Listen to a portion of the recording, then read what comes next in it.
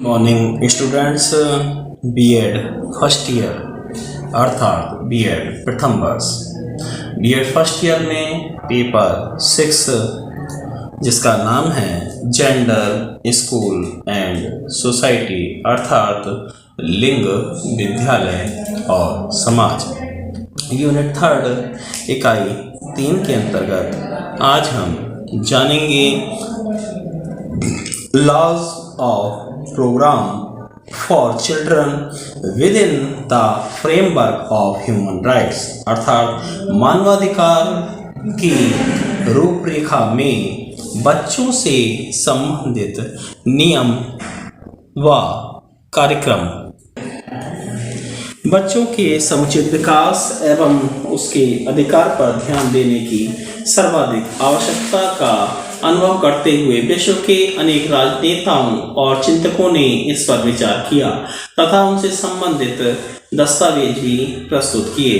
Geneva घोषणा पत्र 1924 में 20 नवंबर 1959 का संयुक्त राष्ट्र संघ का बाल अधिकार से संबंधित घोषणा पत्र 14 नवंबर 1970 का संयुक्त राष्ट्र संघ की सामान्य सभा का प्रस्ताव संख्या 13/18 और 29 दिसंबर 1985 का सामान्य सभा का प्रस्ताव संख्या 40/33 और 20 नवंबर 1989 का संयुक्त राष्ट्र संघ का बाल अधिकार से संबंधित घोषणा पत्र जो 2 सितंबर 1990 से लागू हुआ। इनमें क्रमांक 2 से 5 के दस्तावेज बाल मानवाधिकार की दृष्टि से अत्यंत महत्वपूर्ण है। 20 नवंबर 1959 के संयुक्त राष्ट्र संघ का बाल अधिकार से संबंधित घोषणा पत्र में महासभा में 78 देशों के प्रतिनिधियों ने सर्वसम्मति से इसे स्वीकार किया था, जिसमें निम्न प्रमुख अधिकार निहित थे। बिना किसी प्रजाति, रंग, लिंग, धर्म या राष्ट्रीय भेदभाव के सभी बालकों का उक्त घोषणा पत्र में अंकित अधिकारों का उपभोग करने का अधिकार है। उन्हें उन सभी विशेष संरक्षणों, अवसरों और सुविधाओं को पाने का अधिकार है जो उन्हें स्वाधीनता और सम्मान में एक स्वस्थ और सामान्य ढंग से विकसित होने में समर्थ बनाएं। उनमें से प्रत्येक को ये अधिकार है कि उसका एक नाम हो और राष्ट्रीयता भी हो। उन्हें सामाजिक सुरक्षा पाने का अधिकार है, जिनमें पर्याप्त पोषण, आवास, मनोरंजन तथा चिकित्सा सेवाएं शामिल हैं। यदि वे बाधित अपंग हैं तो उन्हें विशेष चिकित्सा, शिक्षा और देखभाल पाने का अधिकार है। उन्हें प्रेम, सद्भाव, प्यार और सुरक्षा के वातावरण को यथा संभव अपने माता पिता की देखभाल और जिम्मेदारी पाने का अधिकार है।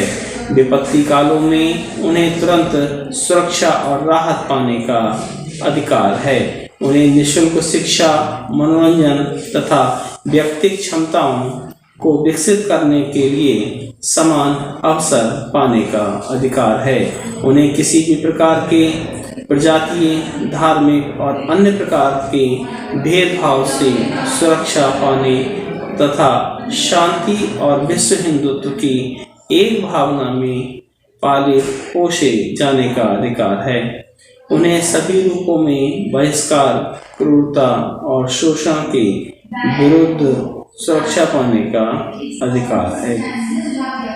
बच्चे के संरक्षण और सुसंगत विकास के लिए प्रत्येक राष्ट्र की परंपराओं और सांस्कृतिक मूल्यों का पूरा ध्यान रखते हुए प्रत्येक देश में, विशेष रूप से विकासशील देशों में, बच्चों के जीने की स्थितियों में सुधार के काम में अंतर्राष्ट्रीय सहयोग के महत्व को समझते हुए 20 नवंबर 1989 को बच्चों के अधिकार पर संयुक्त राष्ट्र घोषणा पत्र स्वीकार किया गया, जिसके 3 भागों में 54 अनुच्छेदों के अंतर्गत बच्चों के विविध अधिकारों की स्वीकृति भी प्रदान की गई। भारत ने इनमें से निम्न अधिकारों को प्रभावी ढंग से लागू किया।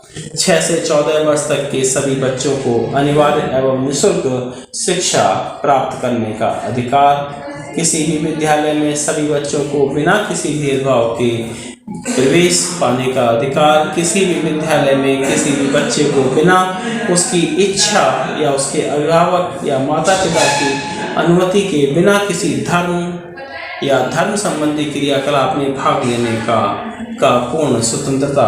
विद्यालय अथवा विद्यालय के बाहर बच्चों को शारीरिक दंड देने पर प्रतिबंध। विद्यालयों या विद्यालयों से बाहर बच्चों के किसी भी प्रकार के शोषण को कानूनी अपराध माना जाएगा। बच्चों के शोषण एवं बाल मजदूरी पर प्रतिबंध। विद्यालयों के सभी बच्चों को समान दर्जा बिना किसी भेदभाव के दिया जाना चाहिए। अगला पॉइंट आता है ह्यूमन राइट्स एजुकेशन, मानव अधिकार शिक्षा। मानव अधिकारों का अंतर्राष्ट्रीयकरण प्रथम विश्व युद्ध के बाद स्थापित लीग ऑफ नेशंस के माध्यम से शुरू हुआ। द्वितीय विश्व युद्ध के बाद 1945 में संयुक्त राष्ट्र संघ की स्थापना हुई। संयुक्त राष्ट्र संघ के घोषणा पत्र में निम्नलिखित ने निष्ठा व्यक्त की गई: मौलिक अधिकारों में निष्ठा, मानव की महत्ता में निष्ठा, मनुष्य और नारी के समान अधिकारों में आस्था, जीवन में उपयुक्त एवं अच्छे रहन सहन में निष्ठा, अंतर्राष्ट्रीय सहयोग तथा मानवता को प्राप्त करने के लिए मानव अधिकारों तथा मौलिक स्वतंत्रताओं में आस्था। ये अधिकार और स्वतंत्रताएं बिना किसी भेदभाव के सभी को प्रदान करने पर बल देती हैं। 1948 में संयुक्त राष्ट्र संघ के चार्टर के उक्त प्रस्तावना को प्राप्त करने के लिए मानवाधिकारों का घोषणा पत्र जारी किया गया। इस प्रस्तावना पत्र में घोषणा के साथ 30 धाराएं या अनुच्छेद हैं। इसकी प्रस्तावना में ये भी कहा गया कि विश्व के सभी नागरिक बिना किसी भेदभाव के मानवाधिकारों तथा मौलिक स्वतंत्रताओं के अधिकारी हैं। इस घोषणा पत्र के अनुच्छेद 26 में कहा गया कि प्रत्येक व्यक्ति शिक्षा प्राप्त करने का अधिकारी है। Everyone has to right to education। इस लक्ष्य को प्राप्त करने के लिए निम्नलिखित सिद्धांतों को निर्धारित किया गया है: शिक्षा प्रारंभिक एलिमेंट्री तथा मूल स्तर पर निःशुल्क होगी। प्राथमिक शिक्षा अनिवार्य होगी। प्राविधिक तथा वृत्तिक शिक्षा को समानता उपलब्ध कराया जाएगा और उच्च शिक्षा की योग्यता के आधार पर सभी के लिए उपलब्ध कराने के प्रयास किए जाएंगे। शिक्षा को मानव व्यक्तित्व विकास के लिए निर्देशित किया जाएगा। शिक्षा को मानवाधिकारों तथा मौलिक स्वतंत्रताओं के सम्मान के लिए समृद्ध बनाया जाएगा। शिक्षा सभी राष्ट्रीय प्रजापति तथा धार्मिक समूह में समझदारी, सहिष्णुता तथा मित्रता को बढ़ाने के लिए कार्य करेगी। शिक्षा शांति स्थापना के लिए विभिन्न क्रियाकलापों का संचालन करेगी। अभिभावकों को अपने बच्चों के लिए उपयुक्त शिक्षा चयन करने का अधिकार होगा। अगला पॉइंट आता है objectives of human rights education, मानवाधिकार शिक्षा के उद्देश्य। मानवाधिकारों के लिए छात्रों में सार्वभौमिक उत्कंठा जागृत करना, मानवाधिकारों के संरक्षण के लिए स्थापित अंतर्राष्ट्रीय संगठनों के विषय में ज्ञान देना, छात्रों को उन मामलों पर विचार विमर्श करने के लिए तत्पर बनाना जो मानवाधिकारों के उल्लंघन से संबंधित हैं, उन लोगों के प्रति सहृदय विकसित करना जिनके अधिकारों का हनन किया जा रहा है, सामाजिक न्याय के लक्ष्य को प्राप्त करना, छात्रों में सामाजिक दृष्टिकोण का विकास करना, छात्रों को शक्ति के दुरुपयोग से अवगत कराना जिससे वे हिंसा में स्वयं को दूर रखने में समर्थ हो सकें, छात्रों में सभी देश के लोगों, उनकी संस्कृतियों, मूल्यों तथा जीवन के ढंग के लिए समझदारी विकसित करना। अगला पॉइंट आता है curriculum of human rights education, मानवाधिकार शिक्षा का पाठ्यक्रम।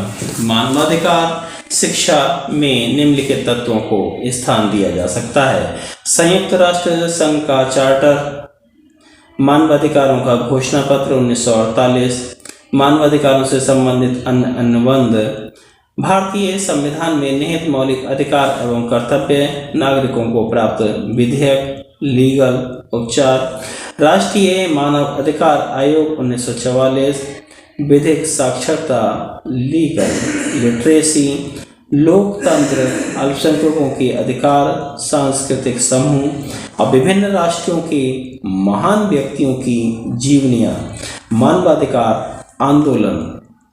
अगला पॉइंट हमारा आता है approaches and methods of human rights education, मानवाधिकार शिक्षा के उपागम एवं विधियाँ। मानवाधिकार शिक्षा के 3 उपागमों का प्रयोग किया जाता है। प्रथम आता है आपका राष्ट्रीय उपागम, जिसको हम लोग नेशनल अप्रोच के नाम से जानते हैं। इसके अंतर्गत संविधान या कानून के द्वारा प्रदान किए गए व्यक्ति के अधिकारों को प्रस्तुत किया जाता है। बहुत से राष्ट्र इस उपागम का प्रयोग नागरिक शिक्षा के कार्यक्रमों के अंतर्गत भी करते हैं। और सेकंड आता है आपका कोऑपरेटिव अप्रोच, तुलनात्मक उपागम। इस तुलनात्मक उपागम में दूसरे देशों या विश्व के विभिन्न क्षेत्रों में व्यक्ति को प्रदान किए गए अधिकारों को आधार बनाया जाता है।